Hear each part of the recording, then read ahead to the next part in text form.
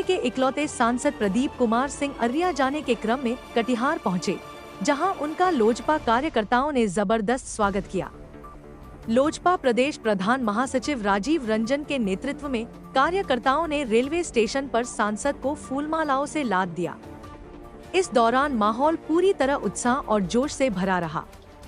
इसके बाद सांसद का हृदयगंज स्थित राजीव रंजन के आवास पर भी अभिनंदन समारोह आयोजित किया गया, जहां कार्यकर्ताओं ने जमकर नारेबाजी और स्वागत किया। सांसद प्रदीप कुमार सिंह ने इस मौके पर सीमांचल की समस्याओं को लेकर अपनी गंभीरता जताई। उन्होंने कहा कि सीमांचल से जुड़ी तमाम ज्वलंत मुद्दों को उन्होंने संसद के पटल पर रखा है और लगातार इसके समाधान की कोशिश की जा रही है। वहीं राहुल गांधी और तेजस्वी यादव की वोटर अधिकार यात्रा पर निशाना साधते हुए उन्होंने तंज भरे अंदाज में कहा कि आजादी के बाद से ही एसआईआर का मुद्दा उठता रहा है और इसे कांग्रेस ने ही पैदा किया था। यह कोई नई बात नहीं है। उन्होंने कहा कि वोटर अधिकार यात्रा महज एक राजनीतिक स्टंट है। इसके नाम पर जनता को गुमराह करने की कोशिश की जा रही है। उन्होंने कांग्रेस और उसके सहयोगियों पर आरोप लगाया कि पहले भी लोकसभा चुनाव के दौरान संविधान खतरे में है, आरक्षण खत्म किया जाएगा जैसे मुद्दों पर झूठ फैलाया गया, लेकिन जनता ने उन्हें करारा जवाब दिया। लोजपा प्रदेश प्रधान महासचिव राजीव रंजन ने भी सांसद के समर्थन में कहा कि सीमांचल की कई गंभीर समस्याओं को सांसद के समक्ष रखा गया है। उन्होंने विश्वास जताया कि प्रदीप कुमार सिंह सीमांचल की आवाज को केंद्र तक मजबूती से पहुंचाएंगे। कटिहार में हुआ यह स्वागत कार्यक्रम एनडीए खेमे के आत्मविश्वास और कार्यकर्ताओं की एकजुटता को भी दर्शाता है। कुल मिलाकर कटिहार में सांसद प्रदीप कुमार सिंह के स्वागत और उनके तेवरों से साफ संदेश गया है कि एनडीए सीमांचल की राजनीति में अपने अस्तित्व और मजबूती को दिखाने के लिए पूरी तरह सक्रिय है।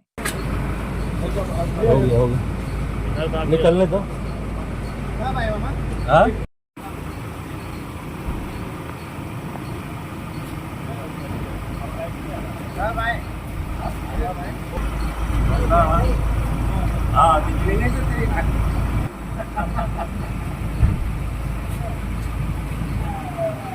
देखिए, कटिहार हमारा एक तो मेन रास्ता है। कभी ट्रेन से जाते हैं तो कटिहार ही आना पड़ता है, या फिर कभी प्लेन से गए तो फिर बागडोगरा जाना पड़ता है। तो लगातार 2-3 बार से उधर से आना जाना होता है। निश्चित रूप से इस कमिश्नरी में मैं अकेला सांसद हूँ एनडीए। अररिया, पूर्णिया, किशनगंज, कटिहार, ये 4 जिले में अकेले सांसद होने के नाते कार्यकर्ताओं में उत्साह है और कटिहार जिले में भी लगातार इस होके जाता हूँ। और आज राजीव जी के घर पे हम लोग नाश्ता किए और यहाँ के कार्यकर्ताओं में जो उत्साह देखा, जो उमंग, निश्चित रूप से काफी उत्साहित कार्यकर्ता है। और आने वाला दिन में बिहार विधानसभा का चुनाव भी है। बिहार में पुनः सरकार बने, इसके लिए भी हम लोग लगे हुए हैं।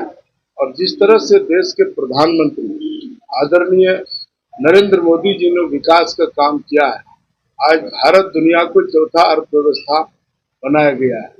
उसी प्रकार से बिहार में भी आज विकसित बिहार नीतीश जी के नेतृत्व में आज बन रहा है।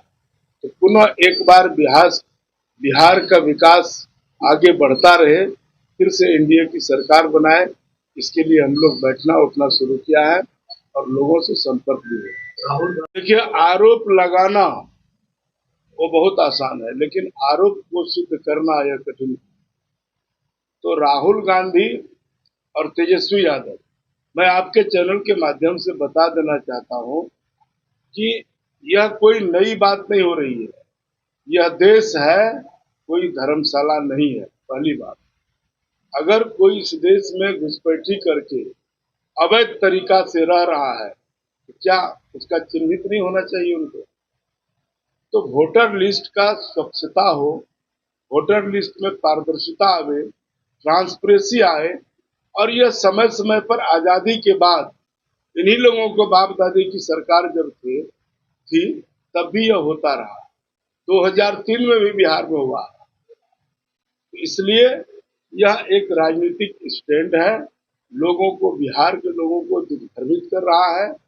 जिस तरह से लोकसभा चुनाव के अंतर्गत उन्होंने कहा कि संविधान खतरे में है, समाप्त कर देगा, आरक्षण समाप्त कर देगा। तो संविधान का गला समय समय पर कांग्रेस की सरकार, इन्हीं लोगों का पूर्वज ने घोटा दबाया है। चुनी हुई सरकार, कहीं कोई प्रभाव पड़ने वाला नहीं है। अब विकास के नाम पे वोटिंग होगा और नीतीश जी के नेतृत्व में बिहार विकसित हो रहा है और सबका विकास हो रहा है, चौमुखी विकास हो रहा है। अभी हम जाएंगे अररिया, 4 लेन में चढ़ के जाएंगे। क्यों नहीं बनाया कांग्रेस के जमाने में, लालू जी के जमाने में? तो आज चारों तरफ फ्लाईओवर ब्रिज, 4 लेन, नई नई रेल लाइन, वंदे भारत चल रही है और सबको पैसा मिल रहा है, डायरेक्ट अकाउंट में पैसा आ रहा है। तो इसलिए अब 10 दिन के बाद प्रधानमंत्री जी हमारे पूर्णिया आ रहे हैं, या एयरपोर्ट चालू होगा। लोग अब विकास के नाम पे वोट देगा। ये लोग भ्रम फैलाता है, लोगों को भ्रमित करता है। अब इसकी दाल गलने वाली नहीं। और अररिया सांसद महोदय से मेरा मतलब पुराना संबंध है और कटिहार जिला से संबंधित कुछ ऐसे मुद्दे थे, बाढ़ से संबंधित और भी सारे मुद्दे थे, इनके लिए इनसे मिलने के लिए दिल्ली गए थे और इन्होंने आश्वस्त किए। और सामाजिक कार्य में हमेशा मैं लगा हूँ और लगते रहूँगा।